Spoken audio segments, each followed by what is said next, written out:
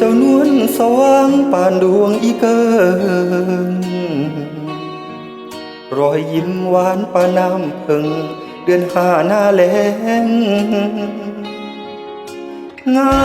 มจนมาเมื่อยย้อนแงนมองนางฟ้าจำแลผู้บ่าวหน้าตาแห้งๆได้รับเกียรติสบตาก็ชื่นใจเมื่อยจากงานตรากตรำจนเหงื่อไหลย้อยเธอยืนน้ำใสเย็นจอยดื่มดับกลายอายมันคนโง่กว่าจะรู้สึกตัวก็สายลมกลิ้งทุรนทุรายเพราะพิษร้ายยาฆ่ามาแล้วสวยอันตรายน่าจะเขียนไว้ที่กลางหน้าผาเหมือนกับฉลากเขียนข้างขวดยาวาริดร้ายแรงนางฟ้ายาพิษเกือบจบชีวิตย้อนหักเจ้าแหงเจ็บปานถึกฟ้าผ่าแรงกะโหลกสีแดงไอขอมอบให้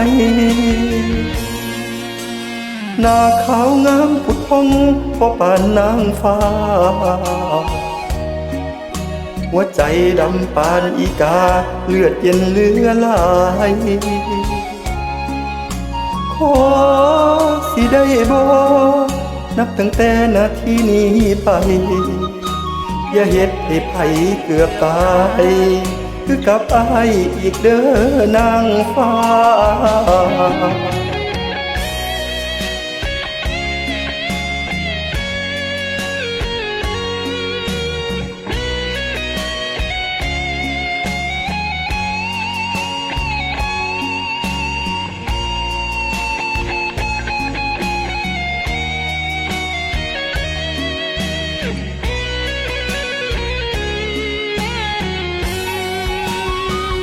สวยอันตรายน่าจะเขียนไว้ที่กลางหน้า